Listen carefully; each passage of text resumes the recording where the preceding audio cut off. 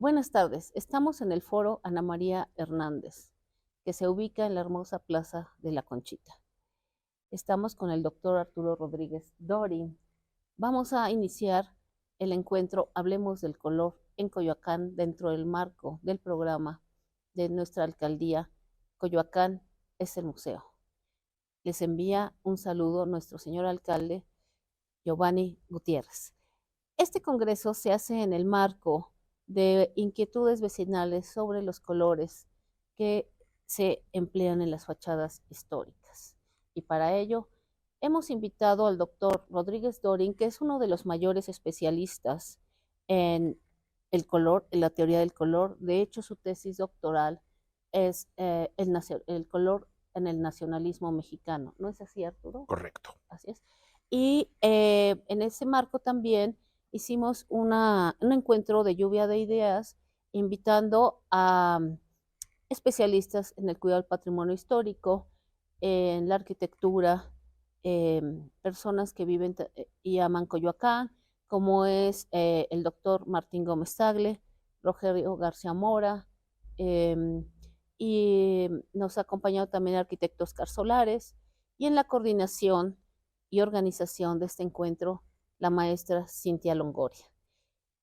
Ha sido muy importante la preparación porque surgieron temas como cuál es el papel que juega el color en los momentos históricos, cómo corresponde a un momento social, el, el papel del color en las emociones, en la química, en el marketing, en la moda, en fin, hemos encontrado que el color está presente en todos los aspectos de la vida individual y social de los hombres. Pero para eso cedo la palabra al doctor Arturo Rodríguez Dorin. El día de hoy iniciaremos este maravilloso y único encuentro que tendrá a los mejores especialistas de México en el cuidado del patrimonio y en temas artísticos y en temas de la teoría y la aplicación del color.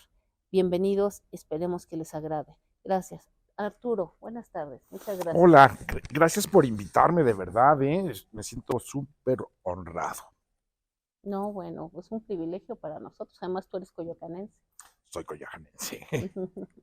Platícanos qué irá este encuentro. Ok,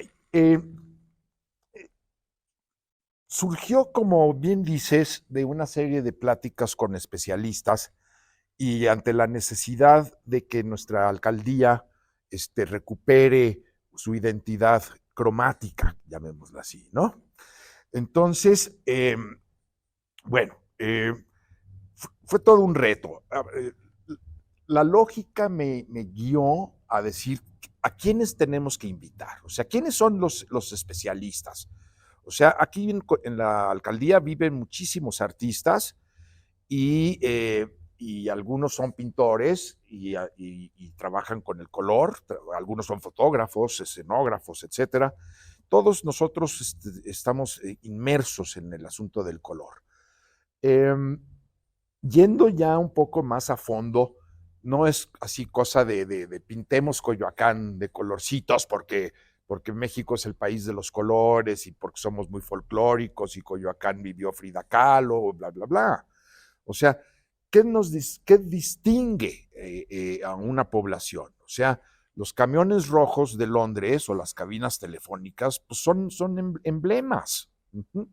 Izamal en Yucatán es un pueblo fantásticamente amarillo, ¿no? Entonces la idea no es que de mañana van a aparecer las paredes amarillas o rosas o verdes. O sea, la idea es que dialoguemos, básicamente, ¿no? Que dialoguemos los coyoacanenses con los expertos que son reconocidos, por ejemplo, está Leonardo López Luján, que es así como el coordinador del Templo Mayor, que ahorita está como comisario de la gran exposición de arte prehispánico en París, ¿no?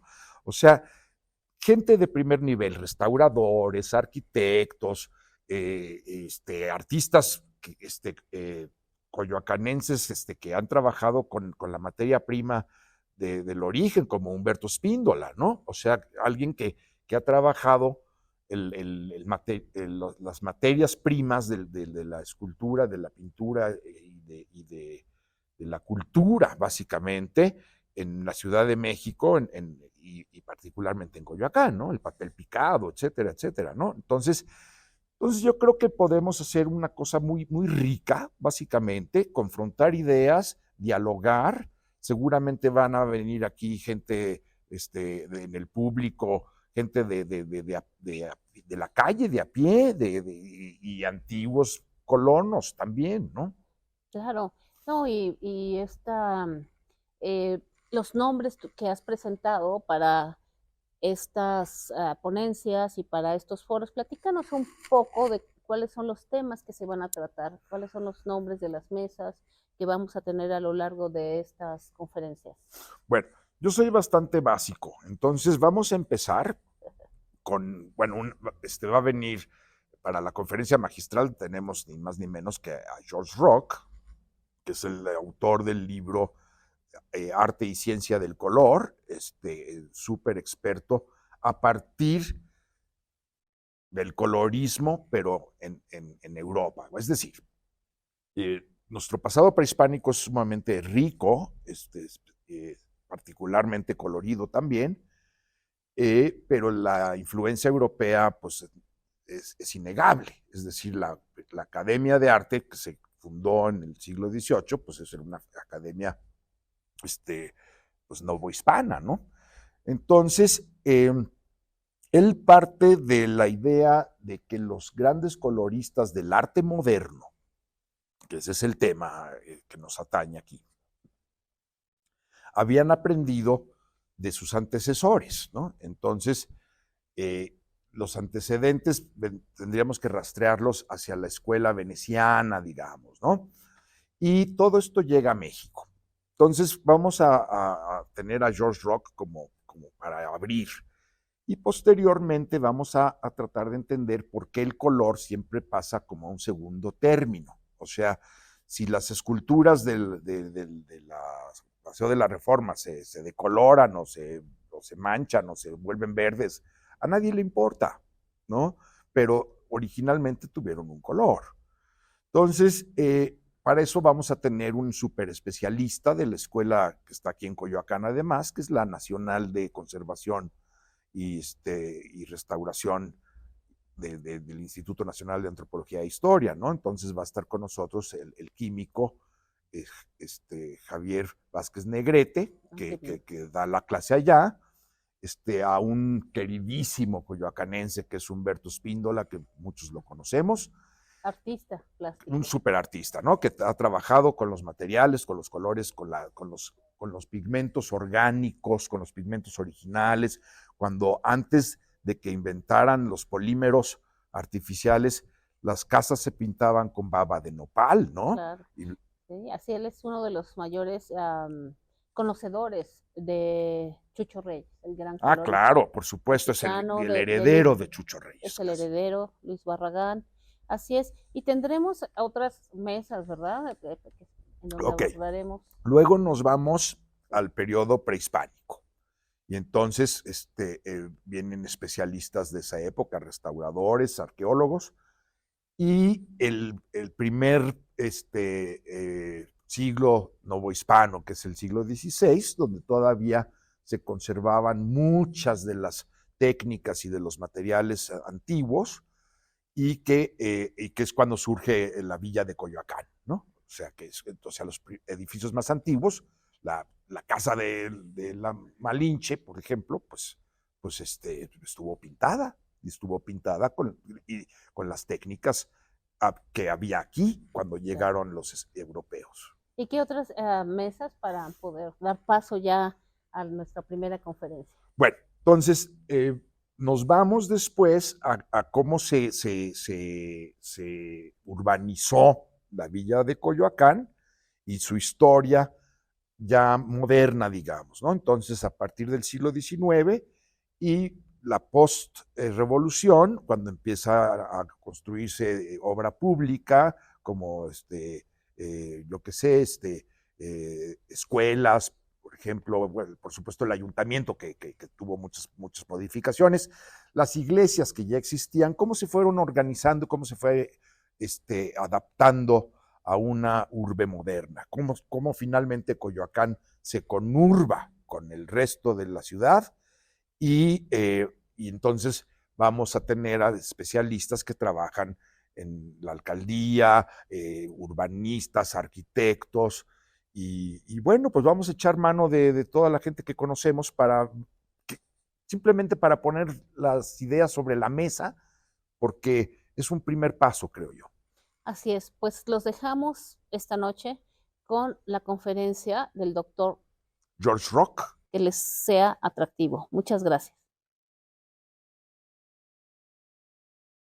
George Rock es investigador honorario del Centro Nacional de Investigaciones Científicas en París.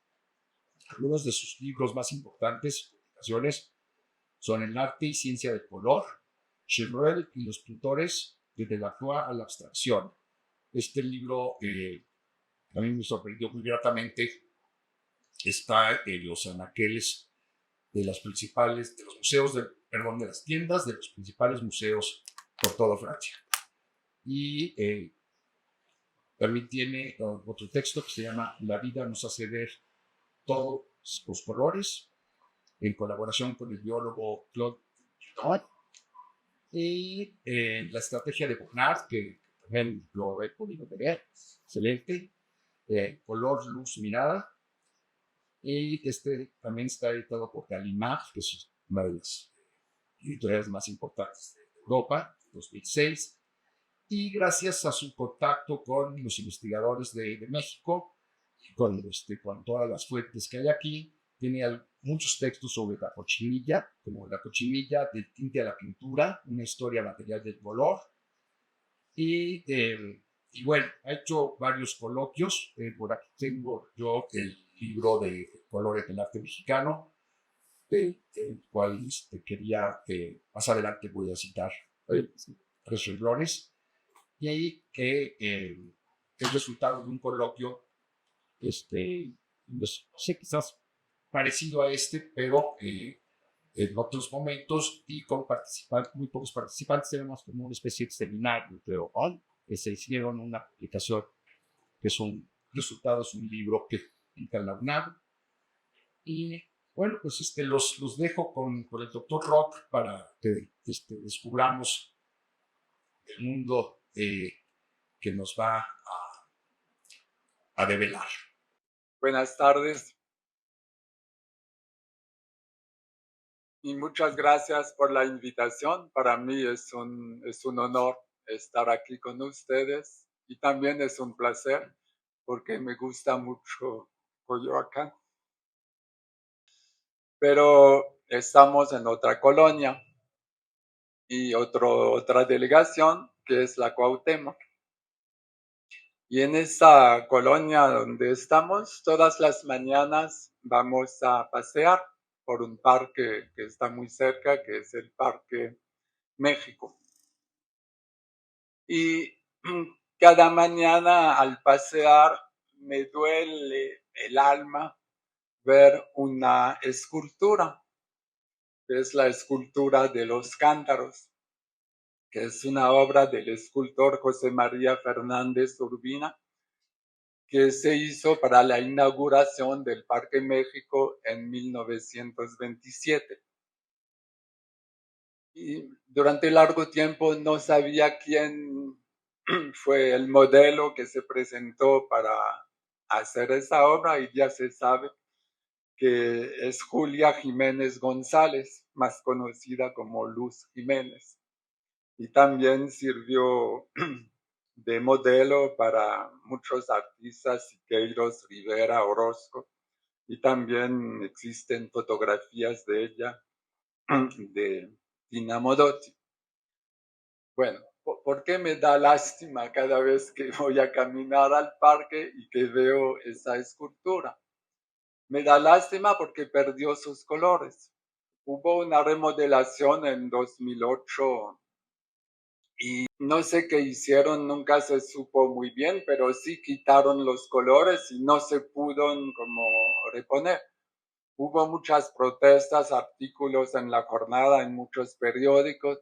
También pusieron carteles, mantas y todo eso en todo el parque para quejarse de lo que había pasado. Nunca se supo exactamente cuál es el error y por qué fue ese error. Pero lo mismo pasó también en el mismo parque con el reloj.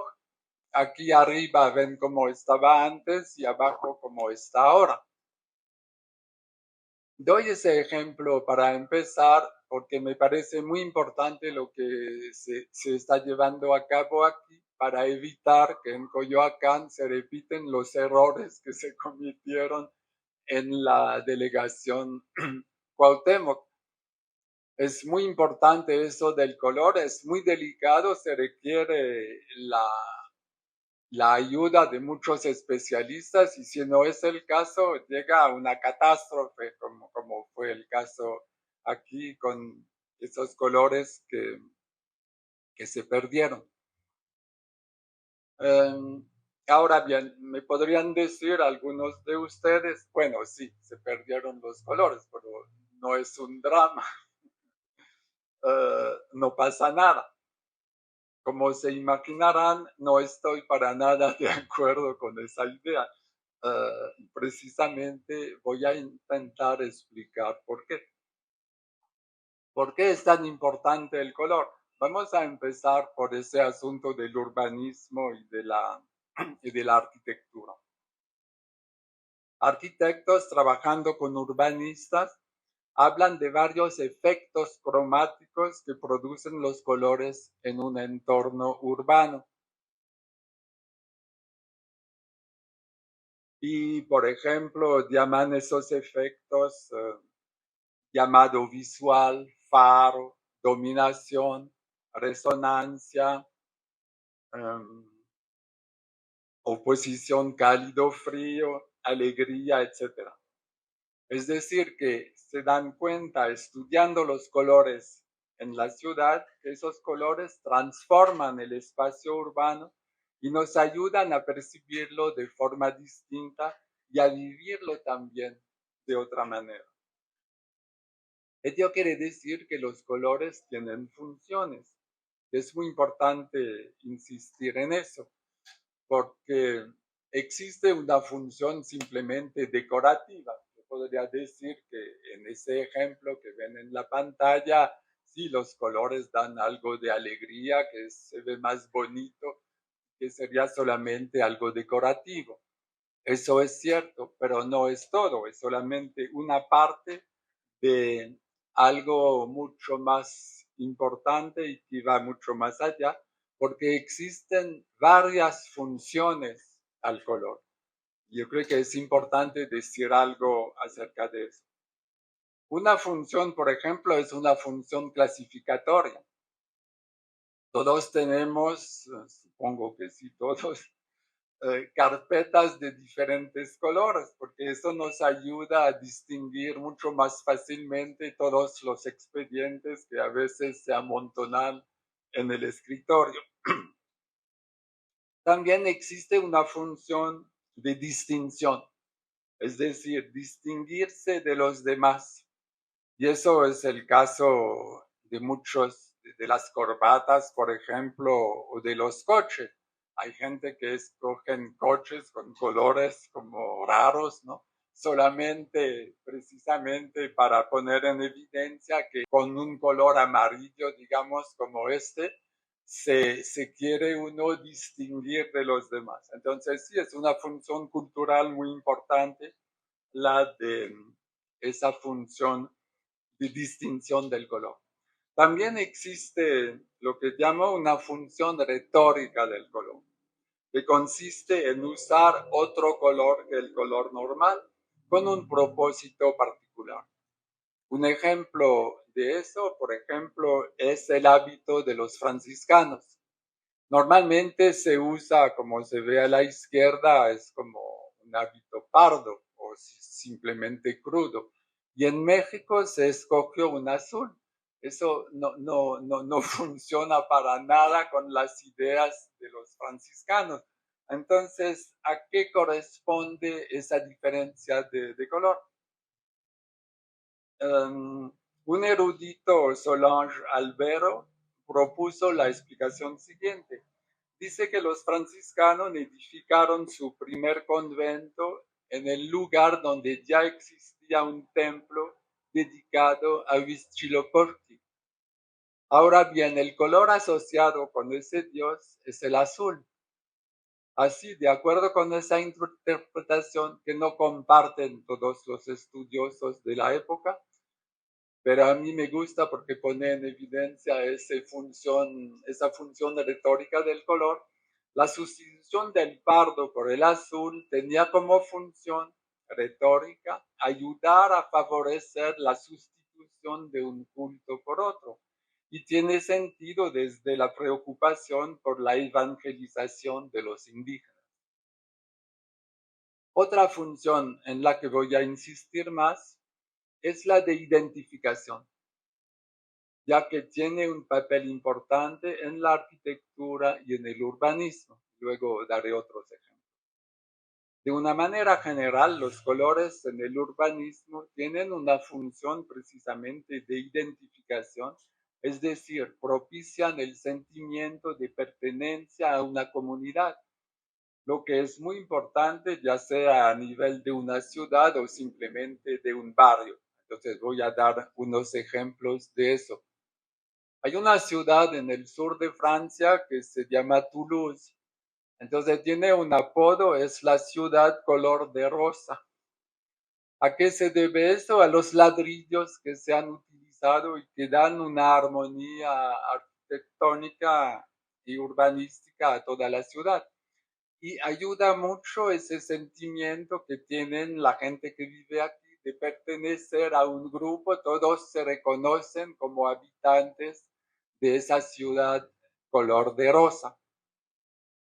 Para ir a otro lado, en la India también hay un ejemplo famoso de Jodhpur. Es una ciudad completamente azul. En ese caso fue pintada de azul. No se sabe, hay muchas interpretaciones de por qué decidieron pintar en azul, pero bueno, ninguna me convence. Lo importante aquí es hacer notar simplemente que ayuda mucho el sentimiento de identidad y de identificación de la gente con su ciudad. Pero no es necesario pintar toda la ciudad de un cierto color. Un ejemplo que me gusta es en Tlaxcala. En ese caso utilizaron más bien un zócalo aquí, café. Y eso da una unidad y una homogeneidad a la ciudad y ayuda mucho precisamente a hacer que todas las calles tienen algo parecido, que es ser parte de Tlaxcala. Y eso ayuda también a esa sensación de pertenencia a una comunidad. Otro ejemplo muy impresionante, no sé si oyeron hablar de eso porque fue en 2015.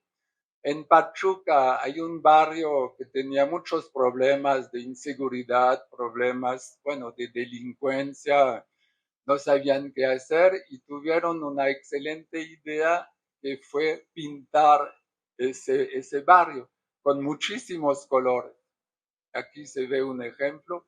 Lo importante también en ese caso es que pidieron la opinión de la gente y entonces algunos, sí, sí, yo quiero azul, yo quiero verde, y participaron los habitantes a ese macro mural de ese barrio. Quería presentar un pequeño video acerca de eso, pero bueno, hubo problemas técnicos, por eso también se retrasó un poco el principio de esa conferencia. Pero lo importante es que ese trabajo colectivo que se hizo con la municipalidad y también toda la gente tuvo unas consecuencias enormes. Es que bajó mucho la delincuencia, lo que quiere decir que sí, el color sirve para algo en el caso del urbanismo. Y también, ya que estoy hablando de identidad, nadie antes decía que vivía en Palmira, que era el horror. Y luego todo eso cambió, lo dicen muy bien en ese video, pero bueno, estoy resumiendo rápidamente la idea principal. Es que después de eso hubo como un orgullo de la gente diciendo, sí, yo soy de Palmira, se identificaron, gracias al trabajo que hizo con los colores, se identificaron con su barrio.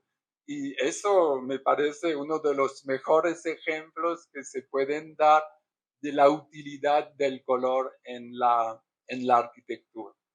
Entonces el video, bueno, no lo vamos a ver, pero le di como un resumen de lo más importante. Esa idea de identificación no es solamente con el urbanismo. La ropa también tiene esa misma función y en todos los indígenas están orgullosos también de ser parte de su comunidad. Precisamente la ropa tiene esa misma función de identificación. También tiene mucho que ver la identidad y la identificación con todos los campos del color. Voy a dar otro ejemplo también que tiene que ver con la ropa, pero ya no la ropa étnica tradicional, sino los fans del, del fútbol y en particular de la selección nacional, del Tri. Entonces sí se visten así porque se identifican con el Tri y quieren manifestar esa identificación a través de la forma de vestirse y también de gritar en el momento de los partidos importantes. Eso me hace pensar en el asunto de la moda. Yo creo que la moda es otro fenómeno muy interesante en el que se puede ver cómo funciona esa idea de identificación. Voy a dar aquí ejemplos históricos. Por ejemplo, la emperatriz Eugenia en Francia, ella empezó una moda de lo que se llama en francés mauve, es como un lila, es decir, un morado pálido. Y entonces, como la mismísima emperatriz se vestía con ese color, claro que la gente identificándose con ella empezó a utilizar ese color. Y fue un gran éxito en la época a tal grado que de ese color lila se importaron telas hacia Inglaterra. En esa misma época, aquí es la primavera de 1856. Ese mismo año pasó algo también muy interesante, es que un químico inventó un pigmento sintético, mauveína, y eso tuvo también un éxito enorme. Por ejemplo, 2 años después, en la boda de la hija de la reina de Inglaterra, la reina, como lo ven aquí, se puso un vestido de ese color. Entonces, no se sabe todavía porque no han encontrado ese vestido. Hay que analizar las cosas para ver cómo se ha teñido. En ese caso no se sabe si ese vestido ya estaba teñido con esa mauveína, pero sí se sabe que, por ejemplo, en ese vestido presentado en una exposición en 1862, es decir, apenas 5 años después de la invención, ya estaba teñido con ese color particular, que tuvo un éxito enorme. ¿A qué se debe ese éxito? Otra vez en el asunto de la identidad. ¿En qué caso? Aquí muy particular la idea de que ese pigmento sintético era el último grito de la moda, era algo muy moderno, acababa de inventarse, y entonces muchas mujeres, sobre todo mujeres, se identificaron con eso y sí se pusieron ropa de ese color, precisamente con esa idea de ser de su tiempo, es decir, una identificación con los progresos de la tecnología. Es otra forma de identificación. identificación. Voy a seguir con ese recorrido. También otra forma de identificación en México muy importante son los colores nacionales. Han criticado mucho al PRI porque se apropió los colores de la bandera. Entonces hubo discusiones acerca de eso, pero se mantuvo la utilización para el logo del PRI de los colores nacionales. Y precisamente en todos, no todos, pero muchos de los carteles que usa el PRI siguen utilizando esos tres colores. Yo creo que ya no funciona tan bien como antes, como lo vimos en las elecciones en el Estado de México, pero bueno, no voy a entrar en asuntos políticos. Mi campo es más bien el arte y precisamente esa identificación con los colores en el arte también tiene que ver con la bandera nacional. ¿Por qué Rufino Tamayo pintó tantas sandías? Porque tenía la pretensión de hacer una pintura representativa de México. Era muy importante la idea de nacionalismo en su obra. Y por eso escogió, y no es el único, otros también, esa sandía porque presenta precisamente los tres colores de la bandera. Así que ven que hasta en el arte mismo existe esa posibilidad de utilizar los colores con fines de identificación. Ahora voy a dar otros ejemplos de otras formas de analizar los colores en el arte. Entonces aquí ya seguimos esa idea de identificación. Hay muchas otras formas de analizar los colores en el arte y voy a dar ahorita una serie de ejemplos a partir de lo que llamo los sistemas cromáticos que utilizan los artistas. ¿Qué es eso? Es el hecho de que los artistas no utilizan los colores simplemente porque les gusta. Bueno, sí puede suceder, sobre todo en el arte muy contemporáneo, pero durante siglos y siglos la base de su trabajo consistía en utilizar colores que pertenecían precisamente a un sistema cromático aprobado por la mayoría, y en el caso del arte, pero también de la ciencia y de la filosofía. En ese sentido, yo creo que lo que llamo los sistemas cromáticos permiten poner en énfasis, en la manera en que han dominado en ciertas épocas una forma particular de organizar los colores.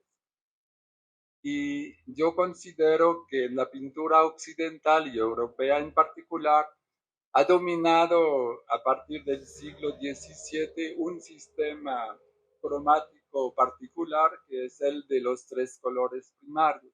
Y voy a insistir un poco en eso. Existen otros, es decir, colores fríos y cálidos y también colores complementarios. Pero en esa ocasión me parece interesante tomar el ejemplo de los colores primarios del pintor, porque empezó en el siglo XVII y siguió hasta el XX. Así que da como la oportunidad de ver cómo cada época analiza y utiliza los colores de una forma un poco distinta. Depende de muchos factores, que son sobre todo factores culturales en la misma sociedad. Si empiezo por eso es porque a mí me parece que antes del siglo XVII no había consenso acerca de un sistema cromático. Desde los griegos habían muchos de esos sistemas, se consideraban que había 4 colores porque había 4 humores.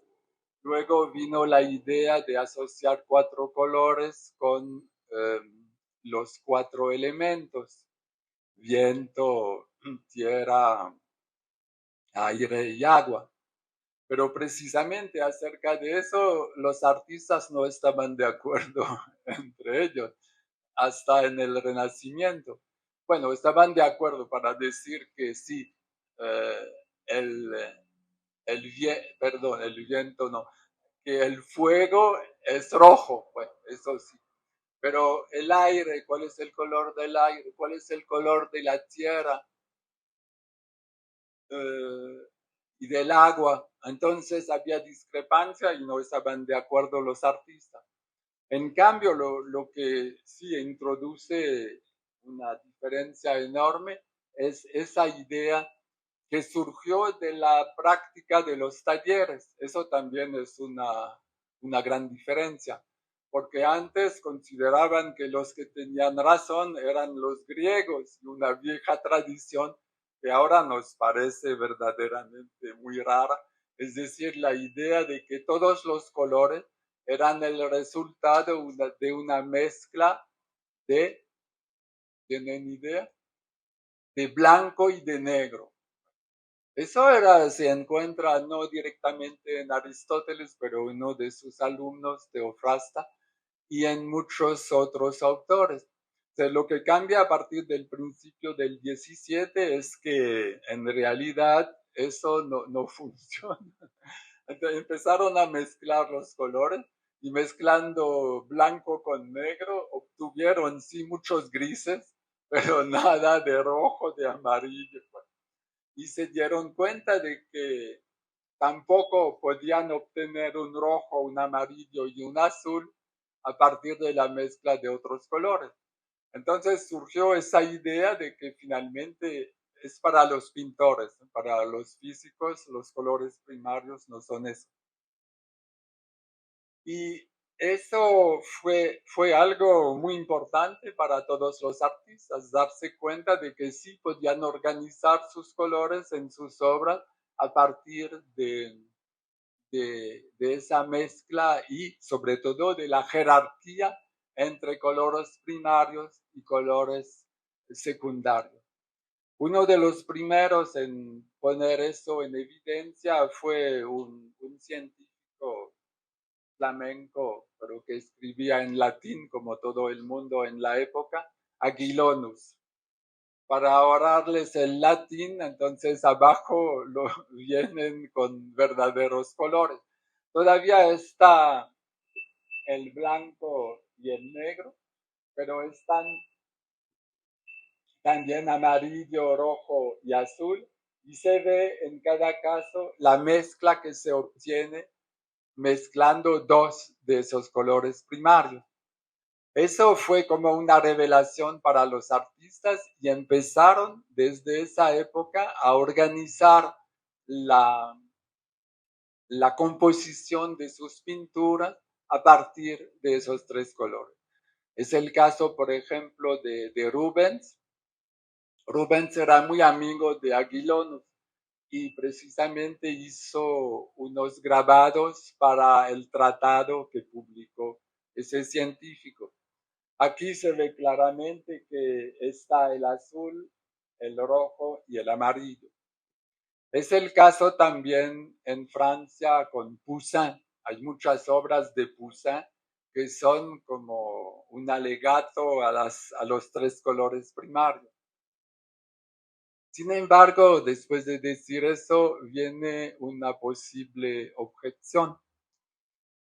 No sé si hay en la sala especialistas del arte de la Edad Media y en particular en Siena, pero algunos dijeron, es interesante todo eso de que en el 17 empiezan a utilizar los colores primarios, pero hay muchos ejemplos anteriores.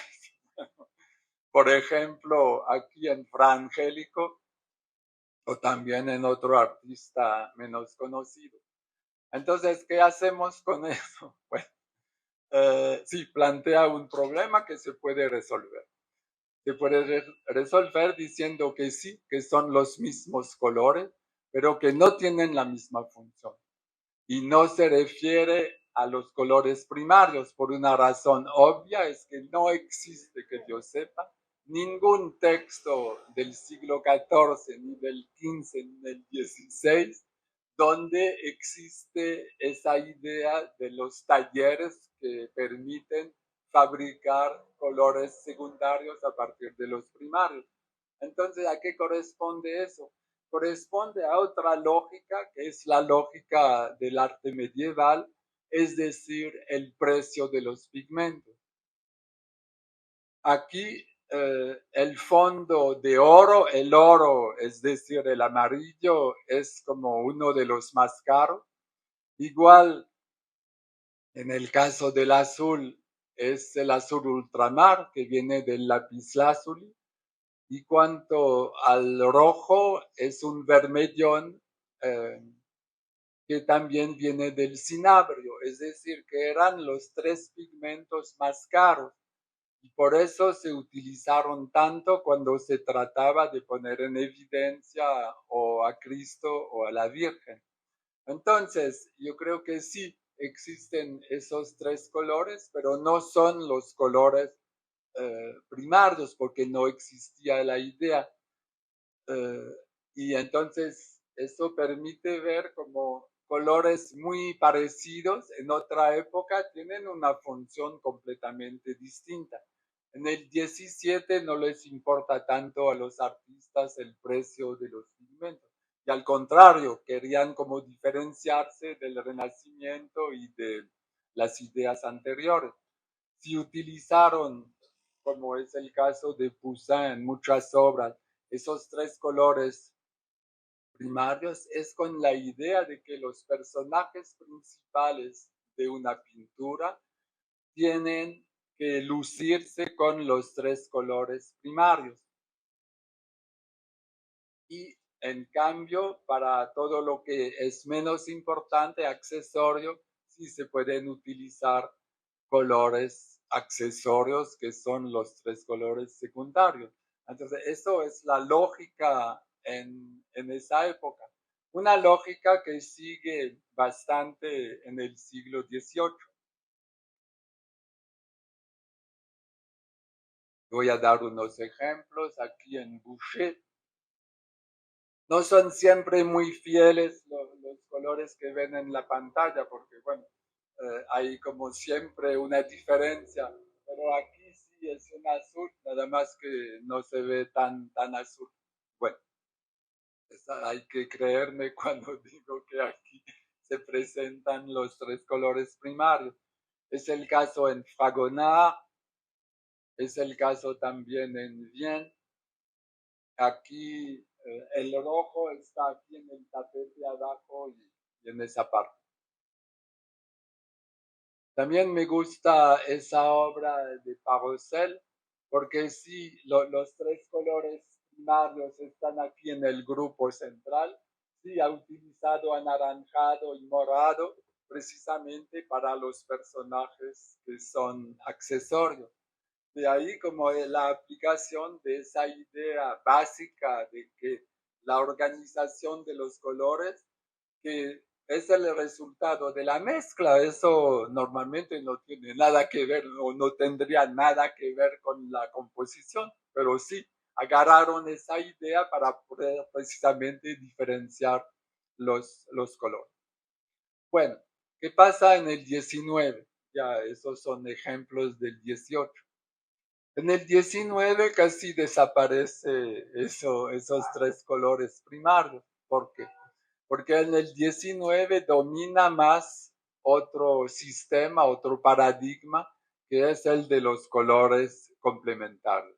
Un ejemplo de eso es aquí en Van Gogh. En Van Gogh sí ven que hay rojo, que hay aquí un azul, que hay también un poco de amarillo aquí y arriba. Pero también da mucha importancia al verde, al anaranjado y al morado. ¿A qué se debe eso? A que precisamente ya hay un cambio de paradigma y esos colores, colores primarios ya no son tan importantes como antes. Podríamos pensar luego que en el siglo XX ya desaparece por completo los colores primarios y pasamos a otra cosa, pero no fue así y eso también me parece muy interesante. Empezando por Mondrian, que fue uno de los pintores abstractos más importantes del siglo XX, utiliza únicamente esos tres colores primarios en su obra y también en todo el grupo fue parte de líder de un grupo que se llama The Style, es decir, el estilo en holandés. Ese estilo invadió todo, inclusive invadió la publicidad. Entonces hubo vestidos con esos tres colores y una marca que se llama L'Oréal, como ven aquí, ha utilizado de rigor desde los años 60 o antes esos tres colores primarios en la publicidad.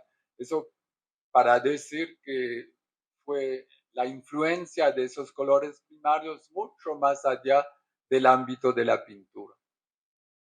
El primer pintor de ese grupo de The Style, quien utilizó en una obra todavía figurativa los tres colores primarios, es Van der Leck, pintor y arquitecto. Había muchos arquitectos en ese grupo y voy a dar otro ejemplo después.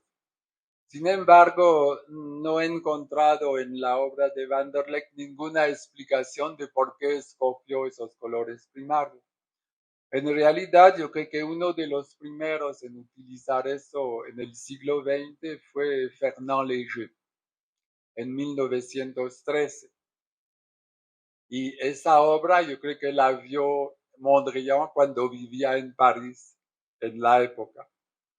Y lo más interesante es que Léger escribió acerca de eso. Y escribió diciendo que si es importante juxtaponer los colores que presentan, que son los colores primarios, es porque presentan la diferencia más grande entre ellos. Y efectivamente es cierto. No hay más diferente que azul, rojo y amarillo. Y por lo tanto, es importante poner en evidencia eso si que uno quiere utilizar colores puros. Y lo puso también muy claramente otro pintor y teórico que es Itten en sus escritos de la Bauhaus. Y dice lo siguiente, Itten: el amarillo, el rojo y el azul expresan de la manera más fuerte posible el contraste del color en sí. El efecto producido es siempre brillante y potente, y la fuerza del efecto de ese contraste disminuye mientras los colores usados se separan de los tres colores primarios. Entonces es interesante darse cuenta de la manera en que ha evolucionado a lo largo de los siglos esa idea de los colores primarios.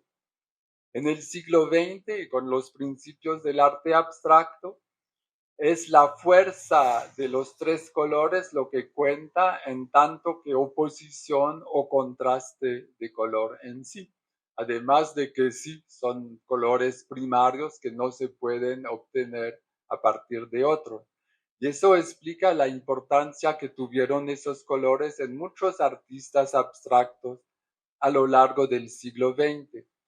Voy a dar rápidamente unos ejemplos. Aquí Rodchenko es un artista ruso que tuvo mucho que ver con los movimientos revolucionarios en la Rusia después de la revolución. Y para él eso fue muy impactante, esa obra, y también como un reto. Bueno, aquí enseño, a lo mejor ya han visto reproducción de esa silla de Rietveld, que es otro arquitecto, pero también hizo cosas como sillas y mobiliario en la Bauhaus, perdón, en The Style. Y luego enseño para terminar rápidamente esa parte, unos artistas, uno muy conocido es Barnett Newman. Él estaba muy impresionado por la obra de Mondrian que vimos al principio. Y entonces hizo una serie de obras con los tres primarios que llamó ¿Quién le tiene miedo al rojo, al amarillo y al azul? Era para él una forma de rebasar ese miedo sí que tenía de utilizar los mismos colores, pero de forma distinta que había usado Mondrian. Y por fin doy otro ejemplo de Kelly de los años 60 y 70.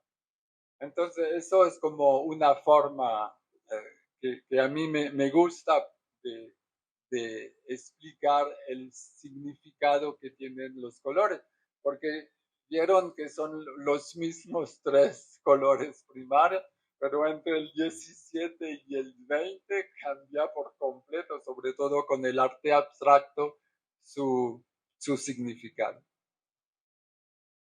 Ahora voy a dar otro ejemplo muy distinto, que trata un poco de lo mismo, es decir, seguir la evolución a través de los siglos, pero en esa ocasión ya no de una combinación de colores, sino de un pigmento. Y voy a dar como ejemplo el de la cochinilla que ya se ha mencionado. Como saben, la cochinilla es un parásito de un nopal. Ese parásito permite obtener un colorante y luego un pigmento que da colores muy, muy fuertes que fueron utilizados mucho desde la época prehispánica.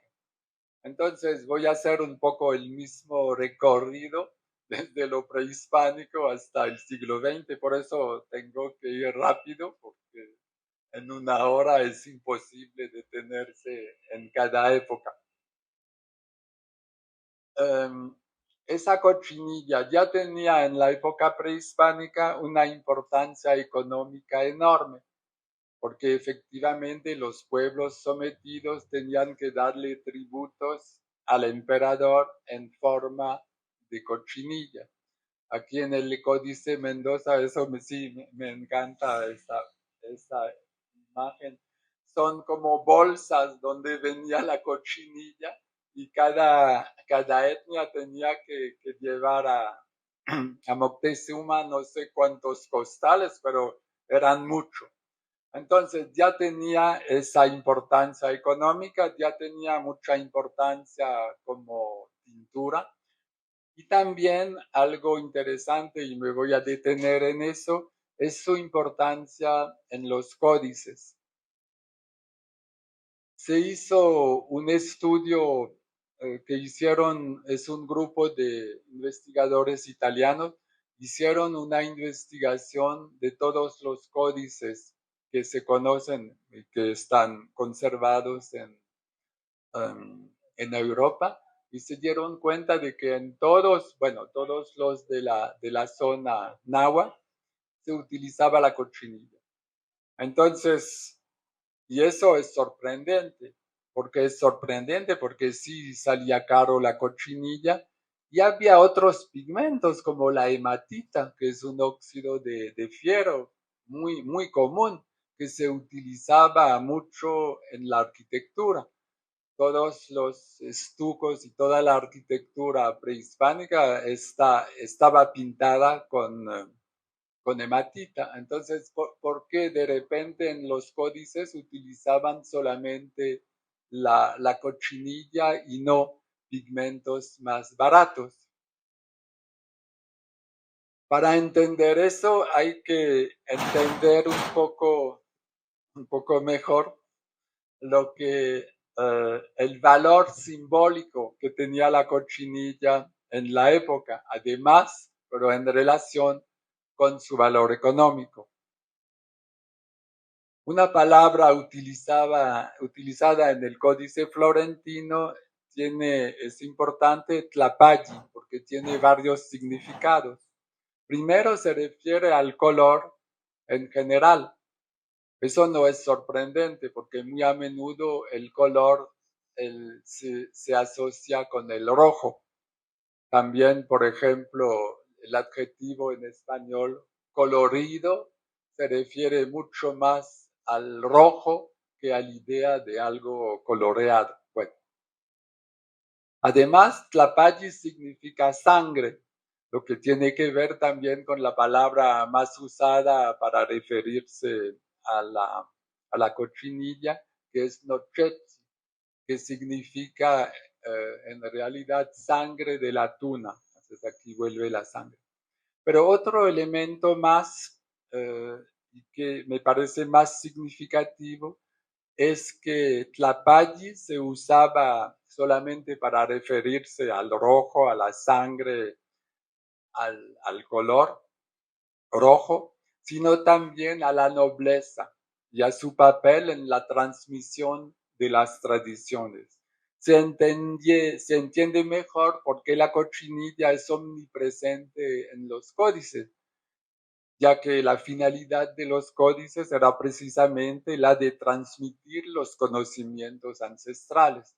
Entonces, ven aquí como para entender en la época prehispánica el significado de la cochinilla, hay que entrar en todo ese mundo de un valor simbólico del, del pigmento y de la cochinilla en particular. ¿Qué pasa ahora si pasamos a la época colonial ya en la Europa hasta el siglo XIX? Cambian muchas cosas, en particular porque, como sabemos, los españoles fueron muy interesados por la cochinilla. Carlos V se dio cuenta de que había que hacer algo con eso, pidió a Cortés que le mandara cochinilla, hicieron investigaciones y se dieron cuenta de que sí, era un pigmento estupendo para teñir. Y debido a eso hubo un enorme circuito económico involucrando la cochinilla desde el siglo XVI. Le enseño ese mapa porque me parece muy interesante y sorprendente ver que desde esa época de la segunda mitad del XVI había verdaderamente una globalización temprana del uso de la cochinilla. Por supuesto, porque salía de Veracruz para llegar a Sevilla, pero también abrieron otra ruta desde Acapulco para llegar a Manila, a Filipinas, y por lo tanto después a Japón y a China. Entonces fue algo muy impresionante y gracias a eso fue inundada de cochinilla toda Europa y los tintoreros empezaron a utilizarla en Venecia, pero también en los Países Bajos, en Londres, en toda esa parte. Entonces, ¿cuál es el significado que tiene la cochinilla en la Europa de esa época? Lo que pasa es que los pintores fueron muy impresionados por la calidad y la intensidad de las tinturas obtenidas por los tintoreros. Aquí en Italia, por ejemplo, un fragmento de terciopelo de seda teñido con cochinilla. Eso para los pintores fue algo como un reto y entonces quisieron hacer algo semejante en su pintura. Otro ejemplo un poco más tardío. Y desde Venecia empezaron los artistas a utilizar la cochinilla en su obra muy a menudo, casi siempre, por lo menos en el 16 y en el 17, para la ropa. Es decir, aquí es un caso de Tintoretto. Aquí todo eso es cochinilla.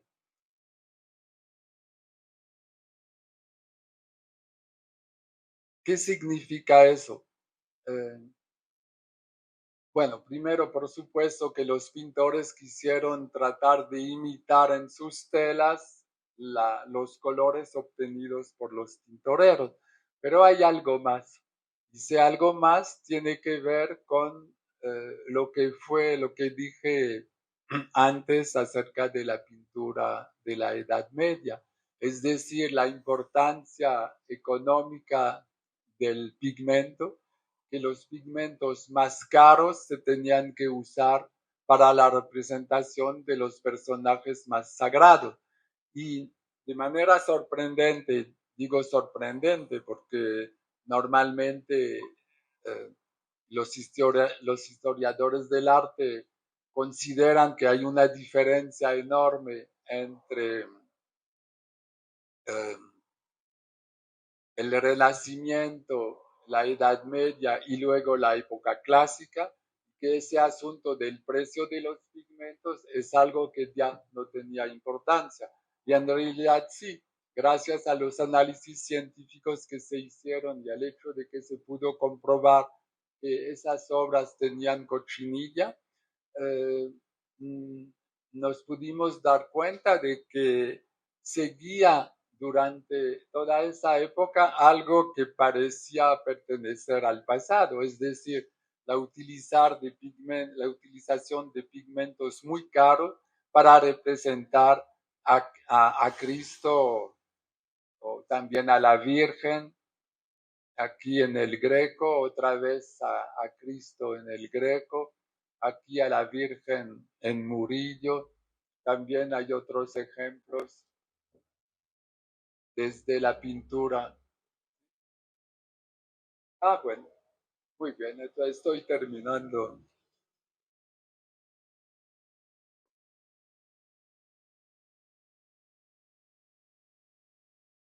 Bueno, entonces eso voy a dar otros ejemplos más, hasta así aquí en Velázquez.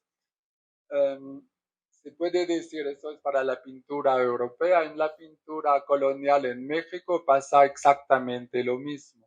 La Virgen de Guadalupe se representa casi siempre utilizando la cochinilla, como se ve aquí en esa obra de Miguel de Cabrera.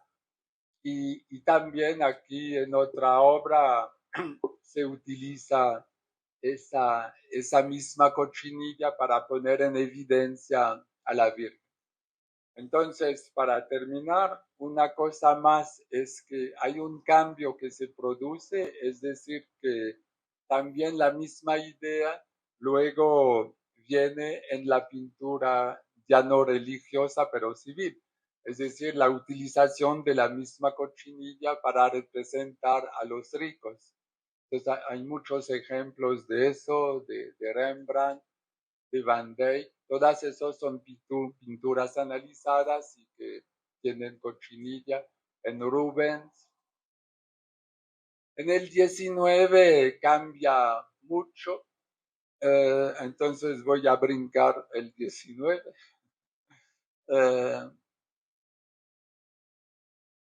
Y llegar al siglo XX. ¿Qué pasa en el siglo XX? Pasan muchas cosas. Primero, hubo un colorante artificial a base de anilina que sustituyó por completo la cochinilla. Entonces se desplomó la producción, fue algo terrible. Bueno, para México, pero también para las Islas Canarias, para Guatemala, para todos los países que producían cochinilla. Y luego, nuevo cambio en el siglo XX, se dieron cuenta de que se utilizaba mucho la cochinilla como colorante en la alimentación. Se dieron cuenta de que el pigmento sustituto era cancerígeno. Entonces, con eso cambió todo. De nuevo vuelve la cochinilla y la producción de la cochinilla. Aquí, por ejemplo, en la exposición que se hizo en Bellas Artes en 2017, pedimos a un asistente que fuera al supermercado para ver qué alimentos tenían cochinilla. y llegó con había mucho más cosas, pero para la foto tuvimos que eliminar. Esto es una muestra de todos los elementos que hay ahora utilizando cochinilla en la alimentación. Bueno, ¿qué pasa en la pintura? Faltan análisis para saber exactamente cuáles son los pintores que utilizaron cochinilla en el siglo XX, pero sí hay informaciones en particular acerca de Oaxaca. Aquí es una fuente del maestro Toledo, que está en el museo, perdón, en el Jardín Etnobotánico de Oaxaca. Es una fuente y utilizó cochinilla para teñir el agua que escurre, aquí se puede ver. Si Toledo es el más conocido, muchos otros artistas de Oaxaca utilizan la cochinilla. Alejandro Martínez, también Edgar Jair. Y termino con este ejemplo de Alexandro Santiago, porque es un autorretrato. Y en ese autorretrato el color más importante que usó es la cochinilla. ¿Por qué? Yo creo que por la misma idea de identificación. Es un pigmento disponible en Oaxaca y también está el orgullo de vivir en Oaxaca y de utilizar los recursos naturales que produce Oaxaca. Así que para un pintor que hace su autorretrato, utilizar la cochinilla me parece una muestra más de esa idea de la importancia de la identidad, de la identificación con el color, es decir, el tema con el que empecé. Así puedo terminar. Gracias. Bueno, pues así concluye la conferencia magistral e inaugural de este encuentro, Hablemos del Color en Coyoacán, con el doctor George Rock, que tiene una visión muy fresca y es importante saber que, bueno, que se desempeñó como investigador muchísimos años, hasta está de hecho jubilado, en el Centro Nacional de la Investigación Científica de París, y que ha trabajado mucho con la Universidad Nacional Autónoma de México y que tenemos la fortuna de que esté casado con una mexicana y que sea también nuestro vecino. Entonces, que haya hablado sobre el color en el desarrollo urbano de esta ciudad y de cómo algunos monumentos han perdido el color o han sido alterados. Por ejemplo, yo recuerdo las torres de satélite que eran de unos colores nada que ver, o sea, Claro. y además estamos hablando de Matías Geritz y estamos hablando de Luis Barragán, o sea, Luis Barragán que trabajó con Jesús Reyes Ferreira todo su periodo formativo en Jalisco, introdujo el color en la arquitectura mexicana y tenemos aquí ejemplos fantásticos como pueden ser la Ruta de la Amistad o algunos espacios urbanos como el espacio escultórico de la propia universidad o conjuntos como fueron Tlatelolco, como fueron Mixcoac, donde hay esculturas de Jorge Dubón, cosas de Matías Geritz en el Pedregal también, el Pedregal de San Ángel, ¿no? Y entonces, gracias a esta introducción, creo que ya podemos ahora sí que entrar de lleno, ¿no? Al análisis del color, hablemos del color en Coyoacán, en el marco Coyoacán es el museo. En la próxima sesión, no olviden seguirnos a través de YouTube con el maestro Humberto Espíndola, uno de los grandes artistas, quien es quizá tiene la mejor escuela más cercano al maestro Chucho Reyes, el gran colorista mexicano, como lo es también Humberto Espíndola.